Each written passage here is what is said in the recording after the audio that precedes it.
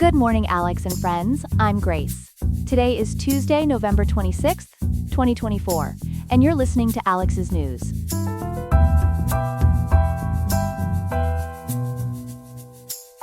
The high in Riverside today will reach 68.3 degrees with a low of 54.4. Coming up, we'll explore Medicare's potential coverage of weight loss medications, what's behind Walmart's decision to reduce its diversity initiatives, and how muscle memory helps people regain their fitness after taking time off. All this and more, coming up on Alex's News.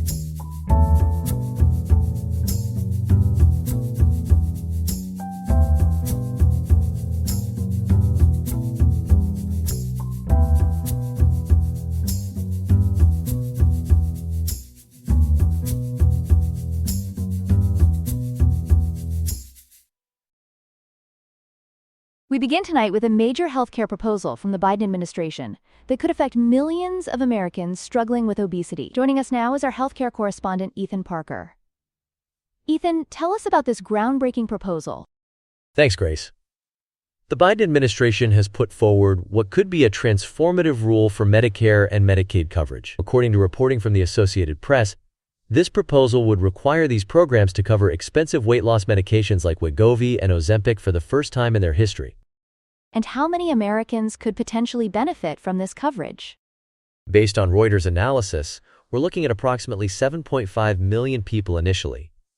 That breaks down to 3.5 million Medicare recipients and 4 million Medicaid beneficiaries. However, it's worth noting that research suggests the actual number could be much higher, with up to 28 million Medicaid recipients potentially qualifying due to obesity-related conditions. These medications are quite expensive, aren't they? What kind of costs are we looking at? Currently, these weekly injectable medications cost between $1,000 and $1,300 per month at retail prices. However, the administration's projections are interesting here. They estimate the program would cost taxpayers about $35 billion over 10 years, which breaks down to roughly $467 per patient annually, significantly less than current retail prices. That's quite a difference. How is that possible?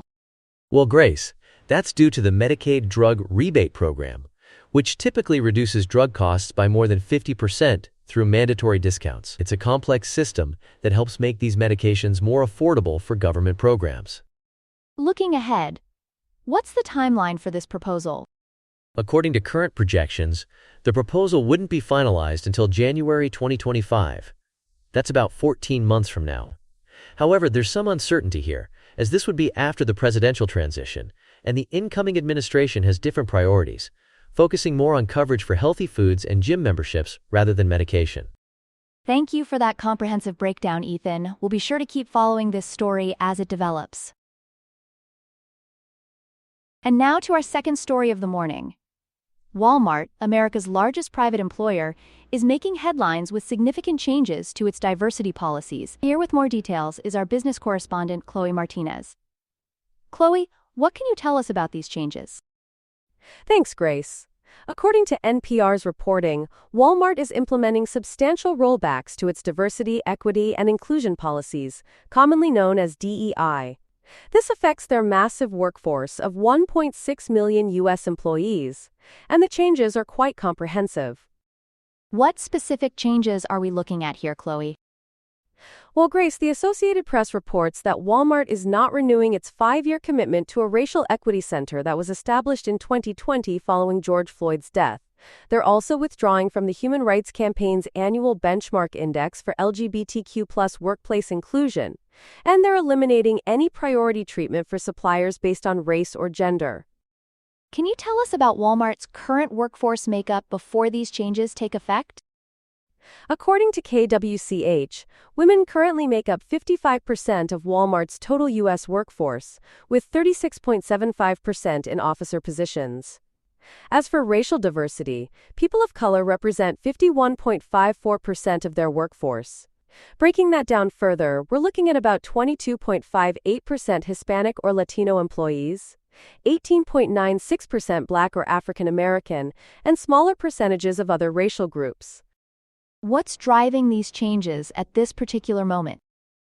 This appears to be part of a broader corporate trend, Grace.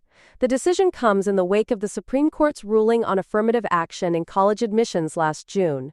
Conservative activists, particularly commentator Robbie Starbuck, have been putting pressure on major corporations to modify their DEI policies. We're seeing similar changes at other major companies like Ford, Harley-Davidson, and Lowe's. How is Walmart explaining these policy changes? The company's official statement emphasizes that these decisions are aimed at fostering belonging and creating opportunities for all associates, customers, and suppliers. They're also moving away from terms like Latinx and DEI in their official communications, preferring to focus on the concept of belonging instead.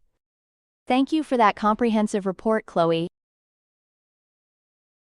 Here are some other headlines. Special counsel Jack Smith has moved to abandon 2 criminal cases against President-elect Donald Trump involving election interference and the handling of classified documents. The decision comes at a critical time following Trump's recent election victory. In the Middle East, Israeli warplanes have conducted airstrikes in Beirut's suburbs and the southern Lebanese city of Tyre, with one strike hitting near Lebanon's only airport. The Israeli Security Cabinet is preparing to vote on a U.S.-brokered ceasefire proposal with Hezbollah. The conflict has claimed at least 75 lives, with more than half being civilians. Russia has launched its largest drone attack on Ukraine to date, deploying 188 strike drones overnight. Ukrainian forces managed to down 76 drones, while 95 were lost in flight. The western city of Ternopil was left without electricity following strikes on critical infrastructure. In Pakistan, violent protests erupted in Islamabad as thousands of supporters of former Prime Minister Imran Khan's Pakistan Tehreek-e-Insaf party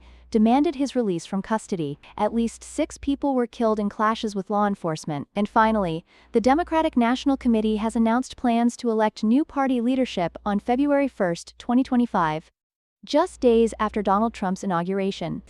The election will take place during the party's winter meeting in National Harbor, Maryland, with several candidates already announcing their campaigns for the chair position. And now for our third and final story of the morning. We're taking a fascinating look at how our muscles remember their former strength, even after we take breaks from working out. Joining us to discuss this is our health and science reporter, Ethan Parker. Ethan, what can you tell us about this phenomenon called muscle memory? Thanks, Grace. This is particularly interesting because it's something that affects everyone who exercises, from casual gym goers to professional athletes. According to recent research from the Journal of Applied Physiology, muscle memory is actually a documented physiological process that helps us regain muscle mass and strength after we've taken time off from training. How exactly does this process work in our bodies? Well, Grace, when we strength train, our muscle fibers grow and gain what scientists call myonuclei. Think of them as the control centers of our muscle fibers. What's fascinating, according to a 2024 study by Cumming and colleagues, is that even when we stop training, these myonuclei stick around, essentially keeping a blueprint of our previous strength. That's remarkable. But I know many viewers are wondering, how quickly do we lose muscle when we stop working out? The research shows some concerning initial losses. According to studies published in the Journal of Strength and Conditioning Research, you can lose about 6% of your muscle mass in just 4 weeks of not training, with strength declining in about 3 to 4% per week in those early stages. Those numbers sound pretty dramatic. What about the recovery process? How long does it take to get back to where you were?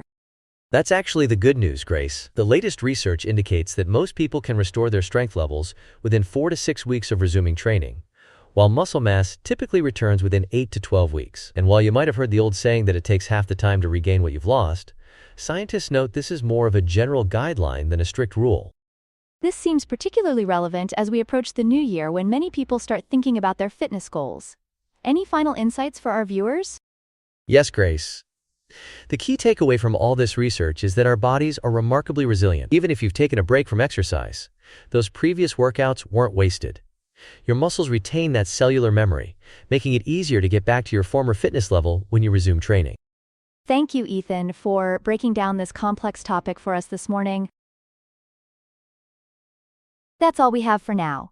Today's episode was made by Alexander King with Claude Sonnet 3.5, the Perplexity API, and the Google Cloud Text-to-Speech API. Hope you have a great day. I'll see you tomorrow, Alex.